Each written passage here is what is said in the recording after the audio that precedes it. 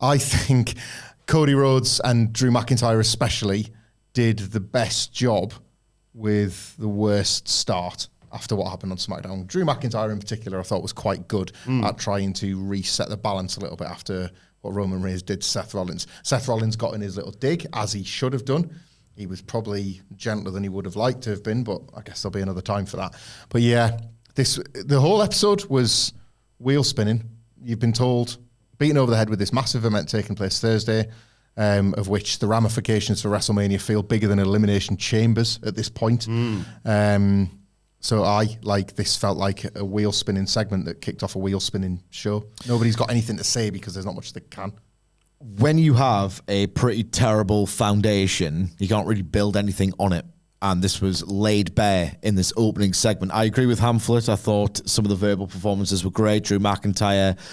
The act's getting a bit more broad, but I like it as a result. He's just really, really funny. Banter Drew. Glint in his eye, innit? Yeah, he knows what he's onto here. He's very much dialed in. But as I said, I loved his line where he said, this is the fair and square title. I mean, there's times I got screwed otherwise. But again, that's the foundation not being strong enough to support like a good storyline with any weight to it. Because when he says, it's a fair and square title, which they've been trying to establish to try and give it an identity to babyface the heel title. Oh, by the way, watching the draws for the heel title because that's what's selling WrestleMania. It's all complete nonsense if you pick it apart even slightly. So him saying, it's a fair and square title, apart from those times I got screwed, just underscores that in virtually every WWE big-time TV match, you're going to get a pretty crappy finish. Not all of the time, certainly less so when it became well beyond parody about 2, 3, 4 years ago, but probably half the time, you get the screwy finish with the interference or the whatever to drive storylines further. And there is more finality to the matches, but not enough for me. Certainly not enough for them to tell you without showing you that this is the workhorse title in the spirit of competition that actually gets defended, and there's no, it's not like the bloodline and the family interfering all the time. All right, okay, well, it's just the Judgment Day or whoever. It's a lot of complete bollocks that they are trying to sell you, and it's not really holding up at all. And again, he beat you 3 times. Oh, and I beat you twice. It's like, you've already done a pretty good job of establishing that you are vying for the secondary title, which the holder of the primary title has underscored, italicized, and put in bold. That's the late, isn't it? Basically, this absolutely reeks of compromise, of consolation, like a loser energy permeated the arena as much as I would say the Rocky Sucks chants did. And again, it's just weird. Why, and I said this yesterday, Bryan Danielson is one of my 2 favorite wrestlers ever. Why would you position Cody Rhodes as the new Daniel Bryan when Cody Rhodes' American Nightmare version is a bigger star in the context of WWE than Daniel Bryan was? It makes no sense to me. I think they're trying to have their cake and eat it too. They are trying to do Rock versus Roman, the biggest money match in WWE since, 2001? Probably more when you consider all of the other new metrics and the sponsorships that Dave Meltzer talked about on Observer Radio yesterday. So they're trying to do that, but at the same time, make this completely secondary, illogical World Heavyweight title program between Cody and Seth that little bit hot because they're trying to drive this organic groundswell in support of it. People don't want that match. They've audibly expressed as much. They want Cody in the other match, so it's not worked at all. Where do you stand on it right now? Because you were very set yesterday of they're going to do what they're going to do, and fans are just going to have to take it. The open acknowledgement of the We Want Cody stuff, you had the Shinsuke Nakamura promo that referenced it a little bit later on as well. You've got Michael Cole talking about it on commentary and not just burying it. And yes, referencing a potential match with Seth Rollins, but also saying, look, nothing's set in stone. And I get that that's also part of selling the WrestleMania press conference that goes down on Thursday. But has your opinion changed whatsoever in terms of what they do? Not really, and I don't know if I'm speaking for other people here, because when I looked on the response on my curated X timeline this morning, most people were quite excited by feeling like, they're Dream's back on, or whatever. You know, there was this sense post-Raw that they'd been given encouragement to think that maybe how SmackDown ended is not how WrestleMania is going to play out. I got a bit of that, personally. I felt like I was a bit detached from the fiction, and I was watching, like, Triple H being given his toys back to play with for 5 minutes until The Rock shows up on Thursday to play with them again. I felt like I was watching, through this opening segment, probably more than anything else on the show, an example of compromise, as Sidge points out, like the reality of it, because you cannot make sense of this fiction. The attempt to not have Cody and Seth specifically get undermined as badly as they were on Friday. They have done one thing successfully, I would say. I think last night's Raw is evidence of the fact that if nothing else, they have been able to lean into the Twitter response with the hashtag and a few other elements of the online, not online, like a sizable backlash from the fan base in buildings, online, wherever. They've made Cody a martyr figure, and that wasn't a guarantee. The way SmackDown played out, that wasn't a guarantee. It was supposed to be placed into his hands, all of this choice, and it was almost like, oh, by the way, this awful thing that's happening to you, in kayfabe, you're going to be the one taking credit for it. Yes. You've opened the door for The Rock. So that's like, for him to still be the martyr on the Monday, that's a win for them because they can definitely do something with that. But no, I didn't get any sort of feeling that the plans are going to change. I think this reminded me of, you know, on those episodes of The Apprentice, and they edit those episodes of The Apprentice heavily, so you're supposed to think one thing, but when you think, they're going to set this up for a team leader to get the sack, and the team leader takes advice off one person, then immediately somebody else offers advice, and they're like, oh, what about do this? And the team leader goes, yeah, I'm going to do that actually. And the idea as the viewer is, I think they look weak because they've taken both its advice and they're flapping a little bit. If Cody takes advice from Drew and says, I changed my mind, actually, I do want Roman Reigns, then he's still the guy that initially took advice off The Rock to change his mind. He looks, in the fiction, weaker and weaker and weaker through just not making the choice that for 2 years he's told us he's been trying to make. And like last week was the only time when that story worked, as we talked about, and that kind of required him picking Roman anyway for the whole Seth pitch to make sense. At this point, that's dead. So much of it is dead after SmackDown. And I couldn't embrace the fiction the way that people were, and as you say, maybe yourself, were doing so, because I just feel like the Rock Roman Reigns match was happening because The Rock wants it and Nick Khan wants it and Ari Emanuel maybe or has agreed to it, and that's bigger. And it made Triple H and the fiction of WWE and everything else feel small fry in a way that I haven't felt truthfully since Vince was in the chair, and we would come in these podcasts and just say, why has that happened? Vince is an idiot. Vince is a lunatic and he woke up this morning and thought that. When that used to happen all the time and it became normalised, it was just like, yeah, but shouldn't fiction take priority? And then you were like, well, it should do. Yeah, but like, he's a lunatic. Vince is an idiot, so it doesn't. This is the first time that you're like, shouldn't the fiction take priority? It should do. Yeah. But they fancied that. The Rock fancied that, so we're doing that. They're just playing a pretty weird game, in my opinion. A really, really weird game that just simply is not as good as either going back in time and strapping up the Code Man last year or doing these two matches across the span of 2 years. Yeah. They are playing this incredibly weird game where they are trying to have every single favourable outcome, wherein you retain fan support of Cody and you don't have fans believe he's a loser. That was their primary concern. What an absolute, I love him. What a loser he looked like on Friday. So apparently they might be planting signs, there might not be. It's getting a bit tedious if I'm being perfectly honest. I was feeling quite tired by it. Yeah, I agree with you. I was it's feeling getting quite a little bit exhausted by I it. was swept up with it all. So This morning I came in and I didn't couldn't be asked. have the urge to like speculate. I was like, oh, right, what's the crack? Like, guess I get to Thursday and just tell me. Just tell us. graphics off. Just tell us. Like, I don't find it interesting. I don't find it fascinating. I think they have earned this cynicism that I'm feeling right now, not just for this specific incident, but years of this, just absolute years of it.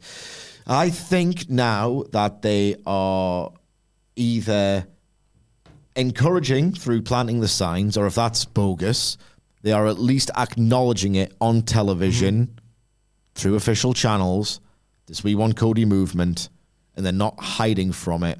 I think the idea is they knew fine well, Cody's going to look like a complete tit, a meek loser.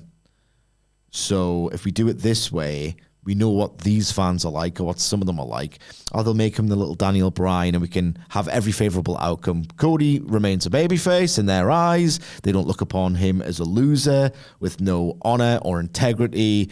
We get the big money match, which everyone will love on the night. So don't worry about these little reactions in the audience. Everyone will be cast under the spell at WrestleMania and they'll get everything they've ever wanted. And it just feels like this weird game they're playing just doesn't hold up. And it, in the span of 24 hours, I'm like, done. Can't be arsed anymore. I'd quite like The Rock to turn heel. Well, I was going to say, right now, again, probably more hope than expectation. I think Thursday they might announce a triple threat. I think they announce The Rock versus Roman Reigns versus Cody Rhodes. Biggest match you can possibly make. I get that the one-on-one is preferable, but right now, they were going to The one-on-one's way more preferable. Yeah, but they know they can't do that. The Rock does kind of work in that scenario as a tweener, i.e. casual Gives him a rest. He's still, casual fans, he's still The Rock. You know, the in the know guys are like, he's kind of buggered up, like you say, what could have been a perfect one-on-one match. You've got the opposite ends of the scale with Rock and with Cody and Roman. And it might be a pivot from what they had originally planned. I also am more inclined to agree with, to think that as well, from the fact on this show, they suddenly went, what if Sami Zayn fancies a shot at a title at WrestleMania? I just thought that, The job done clean last week. Was it literally last week they jobbed him? You made a very good point about Sami. I felt like I was proven right this week. So last week you said, who could we fight? There's nobody. And I said, Sami Zayn straight away. It takes 1 week and one promo to talk himself into a title shot. And he did it. Like, this promo was so strong. He's also done it before he lost to Drew twice. Yeah, but he just said, I want the title. They should all be saying that. Well, they should. Nia Jax only attacked Rhea and got pretty much the same thing. She might as well not bother entering the Rumble. Like, you operate within the virtually lawless world here. Sami Zayn makes believers out of people. And I don't think that was for nothing. Yeah. But I can't work out, this is tied to it slightly, I suppose. I can't work out at the moment what the Elimination Chamber is for, if you have an men's one anyway. I know you're doing we don't know whether they're going to have a men's one right now. They might just not have a men's one, but if the Elimination Chamber at this point doesn't need to exist, Gunther's contender maybe, but it felt like Sami Zayn was either talking his way to a title shot or talking his way to a match where you fight for one. And Drew's doing the same. And like the fact that keeping people in the world title picture is not nothing, but again, this is me speculating on reality rather than analysing the fiction. So it's the opposite of my job here on this podcast. I honestly think even Triple H feeling like he's had the rug pulled from underneath him. Like, on how all of this has played out, he might have had a set of plans and a set of things, and he's booking a little bit in response to that. And he's trying, like the Michael Cole thing, felt like a fed line from Triple H to Michael Cole because he can't say it out loud himself. Like Michael Cole, the commentator, I still want the Cody Rhodes to finish the story. I still want him to win the title. Like, I understand that they've tried to make Michael Cole a bit more of an avatar of the people the last couple of years. Making this World Heavyweight title look like absolute shit. If he's the avatar of the people and he's saying, yes, that's good and everything, but like, I want Cody to win the proper one, guys. It felt like it was coming right out of Triple H's mouth. This title from day one has been... WWE does not get enough criticism, in my opinion. Look at this title. What's the net result of this title? They've made it... It launched as this inferior version of the main one. That was the canonical reason why it exists. No one else can beat Roman. I mean, we could have just done a cage match and actually booked cage matches as cage matches should be booked. I'd have done that too. Yeah. I'm kind of just as handsome and smart as Roman. Then, so it goes from there to where it is now, where everyone's saying, you don't go for that title, it's not as good. WWE are saying this. The mouthpiece, the voice of WWE is now saying it. And in the interim, you get a series of matches that couldn't hold a candle to the worldwide standard, the best of in 2023. Tell me that Seth Rollins versus any cunt was as good as I could name 100.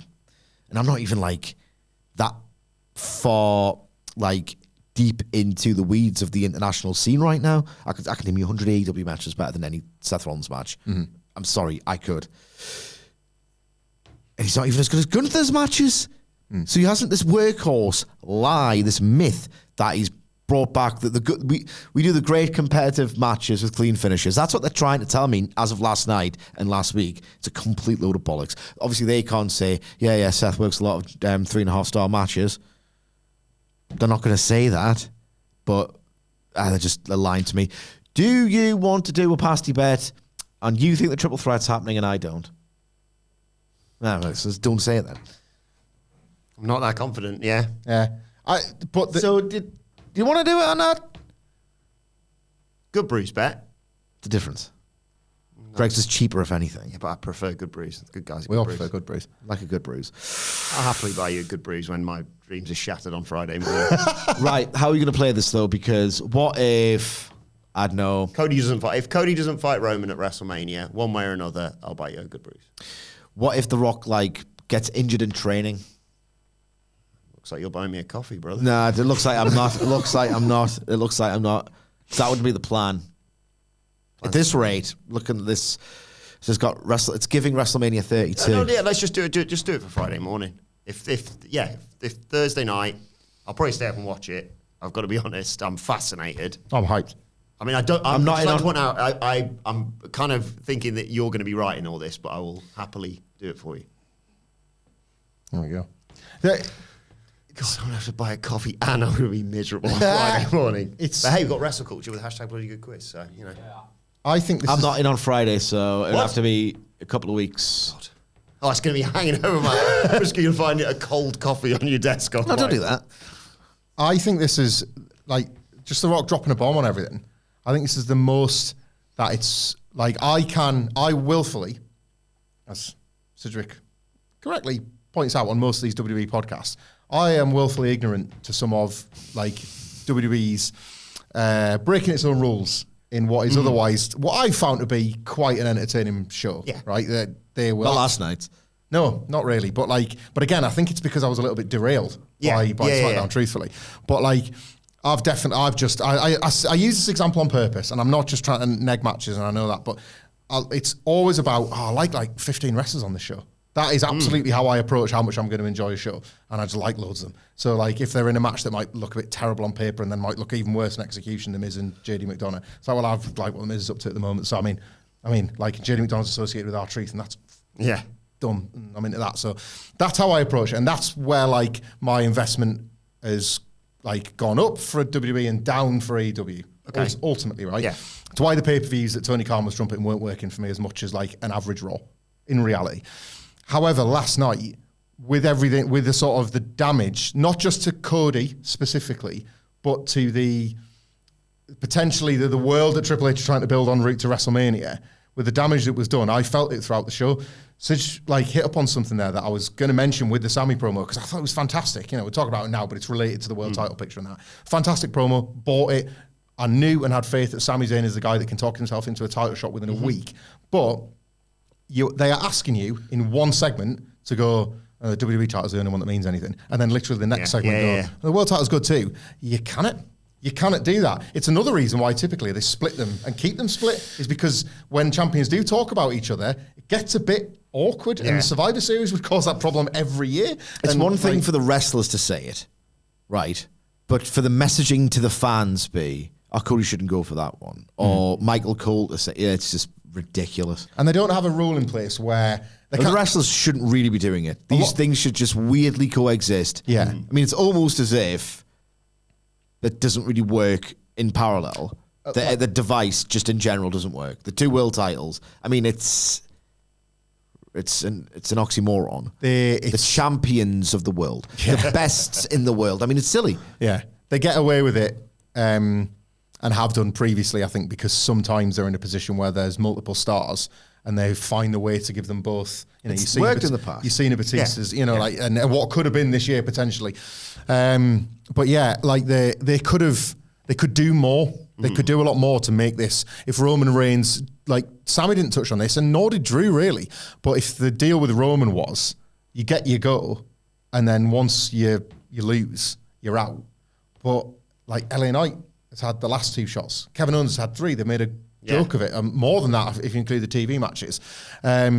Wrestlers get second swings at Roman Reigns. It's not just you get this one opportunity. Like Cody's thing is lovely. You go a whole year, you got to win the Rumble again.